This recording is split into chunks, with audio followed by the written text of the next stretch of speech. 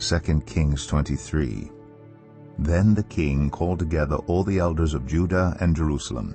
He went up to the temple of the Lord with the people of Judah, the inhabitants of Jerusalem, the priests and the prophets, all the people from the least to the greatest. He read in their hearing all the words of the book of the covenant, which had been found in the temple of the Lord. The king stood by the pillar and renewed the covenant in the presence of the Lord, to follow the Lord and keep his commands, statutes, and decrees with all his heart and all his soul, thus confirming the words of the covenant written in this book. Then all the people pledged themselves to the covenant. The king ordered Hilkiah the high priest, the priests next in rank, and the doorkeepers to remove from the temple of the Lord all the articles made for Baal and Asherah and all the starry hosts. He burned them outside Jerusalem in the fields of the Kidron Valley, and took the ashes to Bethel. He did away with the idolatrous priests appointed by the kings of Judah to burn incense on the high places of the towns of Judah and on those around Jerusalem, those who burned incense to Baal, to the sun and moon, to the constellations, and to all the starry hosts. He took the Asherah pole from the temple of the Lord to the Kidron Valley outside Jerusalem and burned it there. He ground it to powder and scattered the dust over the graves of the common people.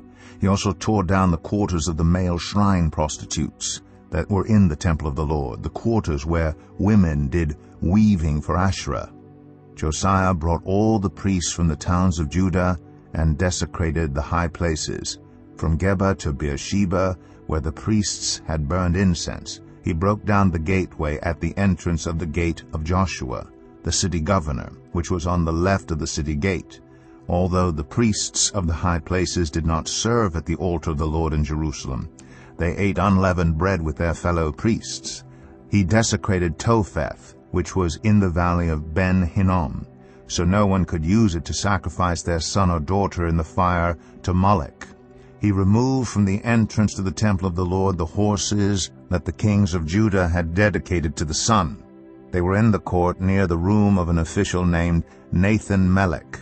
Josiah then burned the chariots dedicated to the sun. He pulled down the altars the kings of Judah had erected on the roof near the upper room of Ahaz, and the altars Manasseh had built in the 2 courts of the temple of the Lord. He removed them from there, smashed them to pieces, and threw the rubble into the Kidron Valley.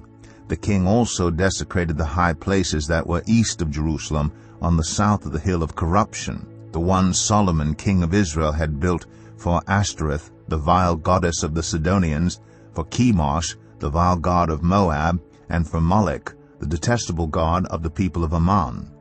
Josiah smashed the sacred stones and cut down the Asherah poles and covered the sites with human bones. Even the altar at Bethel, the high place made by Jeroboam son of Nebat, who had caused Israel to sin, even that altar and high place he demolished. He burned the high place and ground it to powder, and burned the Asherah pole also.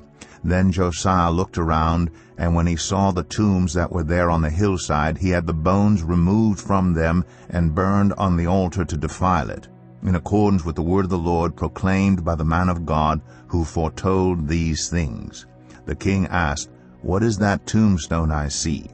The people of the city said, "It marks the tomb of the man of God who came from Judah and pronounced against the altar of Bethel the very things you have done to it."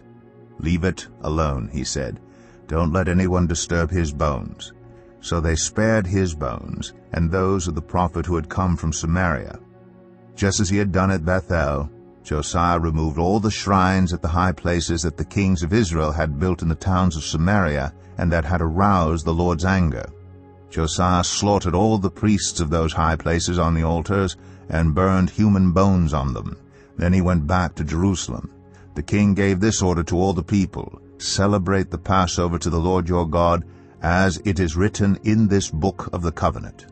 Neither in the days of the judges who led Israel, nor in the days of the kings of Israel and the kings of Judah, had any such Passover been observed. But in the 18th year of King Josiah, this Passover was celebrated to the Lord in Jerusalem.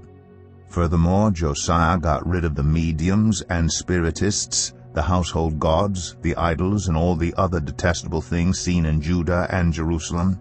This he did to fulfill the requirements of the law written in the book that Hilkiah the priest had discovered in the temple of the Lord. Neither before nor after Josiah was there a king like him who turned to the Lord as he did, with all his heart and with all his soul and with all his strength, in accordance with all the law of Moses. Nevertheless, the Lord did not turn away from the heat of his fierce anger, which burned against Judah because of all that Manasseh had done to arouse his anger.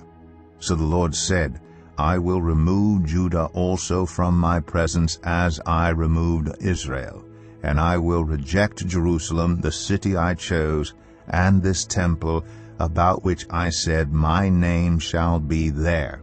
As for the other events of Josiah's reign, and all he did, are they not written in the book of the annals of the kings of Judah? While Josiah was king, Pharaoh Necho, king of Egypt, went up to the Euphrates River to help the king of Assyria. King Josiah marched out to meet him in battle, but Necho faced him and killed him at Megiddo. Josiah's servants brought his body in a chariot from Megiddo to Jerusalem and buried him in his own tomb. And the people of the land took Jehoahaz, son of Josiah, and anointed him and made him king in place of his father. Jehoahaz was 23 years old when he became king, and he reigned in Jerusalem 3 months. His mother's name was Hamutal, daughter of Jeremiah. She was from Libnah. He did evil in the eyes of the Lord, just as his predecessors had done. Pharaoh Necho put him in chains at Riblah in the land of Hamath, so that he might not reign in Jerusalem, and he imposed on Judah a levy of 100 talents of silver and a talent of gold. Pharaoh Necho made Eliakim, son of Josiah, king in place of his father Josiah, and changed Eliakim's name to Jehoiakim. But he took Jehoahaz and carried him off to Egypt, and there he died. Jehoiakim paid Pharaoh Necho the silver and gold he demanded. In order to do so, he taxed the land and exacted the silver and gold from the people of the land according to their assessments.